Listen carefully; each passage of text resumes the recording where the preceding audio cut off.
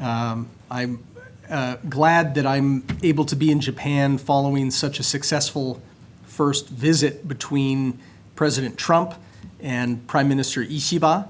Prime Minister Ishiba was only the second U.S. leader to visit President Trump since his inauguration last month. And I think that the optics of the meeting were very positive. I noticed that the statement that the two leaders issued had an important phrase that said that there is now a new golden age, that they're supporting a new golden age in U.S.-Japan relations that upholds a free and open Indo-Pacific, and also that upholds peace and prosperity in a violent and disorderly world. So here you have encapsulated in the first sentence of the statement a reaffirmation of just how important the U.S. and Japan relationship is. I remember that our ambassador to Japan, Mike Mansfield, back during the Reagan administration, said that the U.S.-Japan relationship is the most important bilateral relationship in the world, bar none. I think that this is still true today, and I'm looking forward to our conversation about some of the ways that we can show why this relationship is so incredibly important. I thought I would start by just talking about three concepts that can help people understand and interpret President Donald Trump's worldview and some of the things that motivate his thinking. He likes words that start with the letter R, so I'll share with you three R words. One is reciprocity, the second is reindustrialization, and the third is real estate, okay? So reciprocity. This is an idea that President Trump spoke to frequently in his first term, and I think you will see this idea be even more prominent in his second term. It relates to not only trade relations, although very much so those, but also national security ties between the United States and other countries. So I anticipate that President Trump will probably pursue a tariff approach to the world that will be based on this concept of reciprocity. And how that will look in practice is still unclear, but I think it's probably a safe bet that President Trump is going to look at all of the countries that have large trade surpluses with the United States, and that he is going to impose tariffs that are designed to approximate the tariffs that that country has on the United States. But it won't only be tariffs. He's also going to look at what he calls non-tariff barriers. So regulatory barriers, subsidies, unofficial fingers on the scale by host governments in order to protect their industries and close off easy access to American goods and services in those economies. I think he's going to take into account tariffs by every country in the world. He's going to take into account non-tariff barriers, and then he's also going to look at what the current trade balance is, and those will be the variables that he uses to impose new remedies in the form of reciprocal tariffs. Now, what is the goal that he's pursuing besides trying to balance trade, which is very important to President Trump? Another goal is the second R word, reindustrialization. Reindustrialization. So during the first Trump administration, we saw a lot of actions that President Trump's team took in order to encourage foreign investment to move away from China and towards other markets. President Trump was very uncomfortable with the fact that the United States had grown so heavily dependent on China for critical imports to the United States, from everything from all of our most advanced electronics to things like syringes that you use for vaccines, medicine and the components that go into medicine, as well as critical rare earths and other critical minerals that are key to our military and commercial supply chains.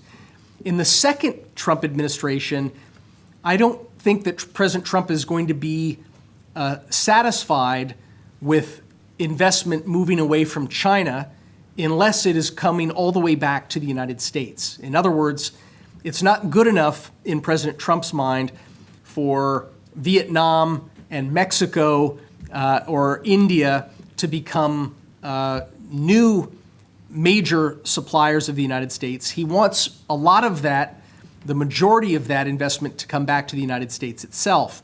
And this is why he views tariffs as his most important tool of statecraft to try to achieve this end of reindustrialization. Now, the United States, even as it reindustrializes, it's the world's largest economy, but still is going to depend on other countries for much of what it needs for its supply chains. I think that there are a lot of opportunities for Japan and the United States to work together to ensure that both countries are not dependent on adversaries like China, the People's Republic of China, for those critical inputs. So even as Trump seeks to onshore, reshore manufacturing to the United States, there's going to be a lot of opportunity for Japan-U.S. cooperation to ensure that China does not have dangerous leverage over our economies. Now, the third area I said was real estate, okay? It should be no surprise. President Trump spent much of his career as a real estate developer. If you listen to his inaugural address, he said something that I think it would be wise to pay close attention to. He said the United States will be thought of, should be considered a growing country, one that expands its territory. So I think that this is not metaphorical. I think that President Trump is very focused on the idea of buying or finding other ways to achieve U.S. sovereignty over Greenland. He's talked about the Panama Canal as being something that the U.S. is going to take back.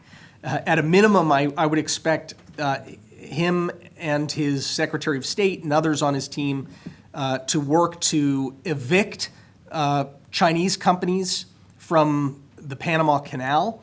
But he may go further than that, and I think we should take that seriously.